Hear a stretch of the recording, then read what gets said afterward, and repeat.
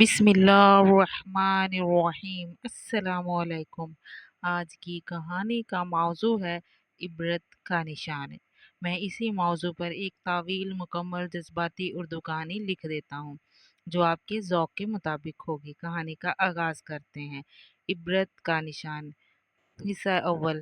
غفلت کی راتیں۔ دنیا اپنی رنگینوں میں گم تھی۔ زمین پر لوگ رہتے تھے مگر ان کے دلوں میں خلق کائنات کی عظمت باقی نہ رہی۔ وہ بتوں کو پوجتے، گمراہی کو اپنی شان سمجھتے، نافرمانی کو فخر کر کے لباس پہن لیتے۔ ان کی محفلوں میں شراب، موسیقی تھی مگر خدا کا خوف کہیں نہیں تھا۔ یہ قوم حضرت نوح علیہ السلام کی قوم تھی۔ حضرت نوح علیہ السلام خدا کے بزرگ نبی تھے۔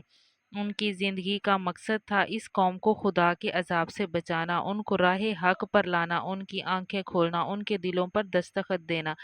لیکن وہ لوگ اندھے تھے، بہرے تھے اور سب سے بڑھ کر متکبر تھے۔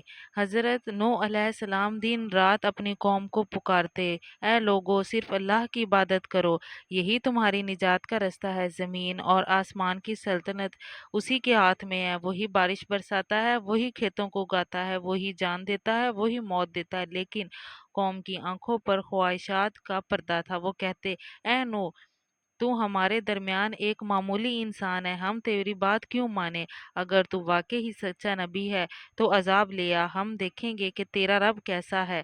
حصہ دوم۔ صبر کی انتہا۔ حضرت نوح علیہ السلام نے 950 سال تک تبلیغ کی۔ 950 سال ہر دن، ہر رات، ہر لمحہ اپنی قوم کے دل پر دستک دیتے رہے۔ لیکن وہ قوم مذاق اڑانے اور ٹھٹھا لگانے اور پتھر مارنے کے علاوہ کوئی کام نہ کرتی، یہاں تک کہ حضرت نوح کی داڑھی ہی میں مٹی ڈال دیتے۔ نوح علیہ السلام نے اپنی قوم سے کہا، میں تمہارے لیے کیا کرنا چاہتا ہوں یہ صرف اللہ ہی پہچانتے ہیں۔ اس کی عبادت کرو تاکہ تم رحمت نازل کرو، آسمان سے بارش، زمین میں فصل اور تمہارے مال و اولاد تمہیں ملے، لیکن تم نے اپنی آنکھوں پر پٹی باندھ لی ہے۔ بالآخر نوح نے عاجز ہو کر اللہ سے فریاد کی، اے میرے رب، یہ لوگ اب نہیں مانیں گے، اب میرے دل میں ان کے لیے دعا باقی نہیں رہی، اب تیرا فیصلہ جاننا چاہتا ہوں۔ اللہ نے حکم دیا، اے نوح، اب کشتی تیار کر، میرا عذاب آنے والا ہے۔ جو ماننا چاہتے ہیں ان کو لے کر اس کشتی میں سوار ہو جا۔ حصہ سوم۔ کشتی کا سفر۔ حضرت نوح علیہ السلام نے اللہ کے حکم سے لکڑیوں کو جمع کر کے خود ایک کشتی بنائی۔ لوگ کہکے لگانے لگے، آوازیں دینے لگے، یہ نوح اب بڑھاپے میں پاگل ہو گیا ہے، خشکی پر کشتی بنا رہا ہے، ہاں ہاں، اب سیلاب آئے گا، پاگل دیوانہ۔ لیکن نوح جانتے تھے وقت قریب ہے۔ بالآخر وہ دن آ گیا، آسمان سے پانی برسنے لگا، زمین سے چشمے ابلنے لگے، پانی کی لہریں بلند ہونے لگی۔ وہ لوگ جو ہنستے تھے اب چیخنے لگے، اے نوح، ہمیں بچا لے، ہم تیری بات مانیں گے۔ نوح نے جواب دیا، اب بہت دیر ہو چکی ہے، میں نے 1000 بار بلایا، تم نے مذاق اڑایا، اب اللہ کا فیصلہ اٹل ہے۔ پانی بلند ہوتا گیا، پہاڑ بھی اس کے سامنے بن گئے۔ حضرت نوح علیہ السلام اللہ کے حکم سے کشتی میں محفوظ تھے، اس میں مومن تھے، جانوروں کے جوڑے تھے اور نوح کے وہ بیٹے تھے جو ایمان لے آئے۔ لیکن نوح کا ایک بیٹا کافر تھا، وہ پہاڑ پر چڑھ کر کہنے لگا، میں اس پہاڑ پر چڑھ کر بچ جاؤں گا۔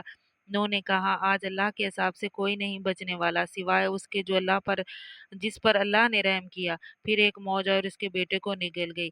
نئی زندگی کا آغاز۔ دنیا غرق ہو چکی تھی، زمین پر صرف نوح کی کشتی تیر رہی تھی۔ ایک طویل عرصے کے بعد کشتی ایک پہاڑ کی چوٹی کے ساتھ ٹھہری، زمین پر نیا آغاز ہوا۔ حضرت نوح علیہ السلام حضور میں سجدہ ہو گئے، ان کی آنکھوں میں آنسو تھے۔ 950 سال کی محنت کا یہ انجام تھا، اللہ نے ان کو صبر قبول کر لیا۔ عبرت کا نشان۔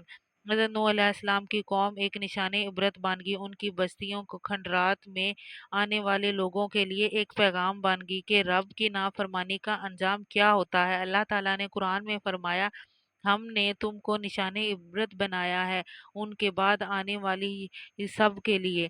یہ کہانی صرف قصہ نہیں، یہ ہمارے لیے بھی پیغام ہے۔ دنیا کی رنگینوں میں گم ہو کر اپنے اصل مقصد کو نہ بھولو، اللہ کی طرف رجوع کرو، اس سے ڈرو، اس سے محبت کرو، کیونکہ ایک دن عذاب پھر آئے گا، لیکن اس بار کشتی صرف ایمان ہوگی۔ اگر آپ کو میری یہ کہانی پسند آئی ہے تو میرے سٹوری کو شیئر اور لائک کیجیے اور میرے چینل کو سبسکرائب کیجیے۔ اللہ حافظ۔